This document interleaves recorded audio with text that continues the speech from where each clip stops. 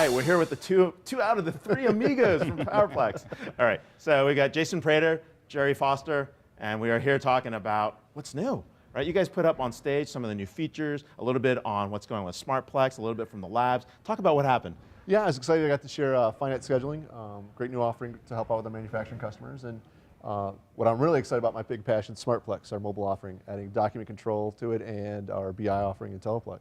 I think that's really important. I think a lot of folks have to go back to their CFO and say, we need to get rid of this legacy ERP, and it might be an entry point. Do you guys see that? Are early customers saying this is the place to go?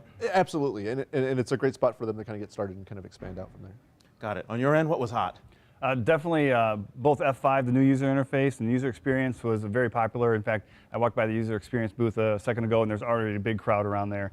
And then Google Glass and just the application for Plex on the shop floor and using Glass to move material and look at work centers was pretty cool. It was exciting to share that. It's fun being able to see sneak peeks of the software and what's coming up. But you made a very interesting point in the cloud world. You don't always get the option to choose what UI you use. So you mentioned you could do two things. What were they? You could take Classic or you could go F5? Right. You can do both at the same time. You can migrate to F5 at your own pace because F5 and Classic Plex works simultaneously, so you don't have to make a choice. And that gives our customers ultimate flexibility in migrating. So people can get used to it if they want to try it. Is it the whole site, or can individual users test it out? Individual users can test it out.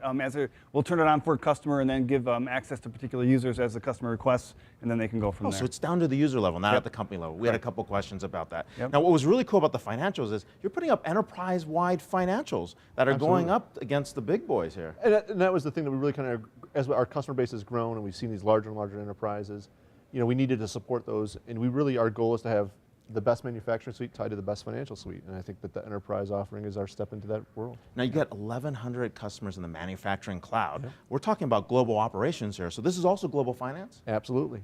And you'll see things with Brazil and EU, and that's just going to continue to expand as we continue to attach more. So multi-currency? Yep, absolutely. Multiple types of currency? Multiple currencies, multiple reporting periods, multiple financial reporting based on government needs, the whole nine. Intercompany transfers? Absolutely. Full treasury? Yep. Okay, this is real. This is real enterprise financials. This isn't like we just announced enterprise financials. There's nothing there. This is the real deal. Now the kicker for everybody was, of course, the Google Glass. For those who don't know that, that's augmented reality, put visualization on the shop floor. But really, the reality is this is like safety glass with another display screen like Top Gun. Exactly. And that was kind of the catalyst for us. When I was looking at what people were doing with Glass, there wasn't no one was doing manufacturing stuff. They were all doing cool stuff that might be a hit on the West Coast and Silicon Valley, but not in the plant. And I thought there's something here. So you won't be winking at machines in the plant, right? Exactly. Okay. So it's heads-up display. You're getting heads-up display, but it's because it's augmented reality. You're getting things like sensor data that's being pulled up. Right. I mean, people are able to do what are some top 3 use cases that you see here? Being able to move material from one work center to another, being able to check the status of work centers, clocking in and out, also just being able to do things hands-free. Right now, you usually have to have a scan gun, so you have to when you move material, but you'll be able to use both hands. People can do with their hands without the sure the foreman will figure something out. Yes. So they'll figure it out. You'll be like, oh wait, I don't have anything in my hands. What's going on? Yep. All right. Now, there's also an interesting thing about being able to put this stuff in the Google Glass and augmented reality. I mean, the data that's coming back. Right? You're now, you're putting things into context. People actually, you're saying earlier that it knows who you are walking in. So it's showing you different types of information. Talk about how that works.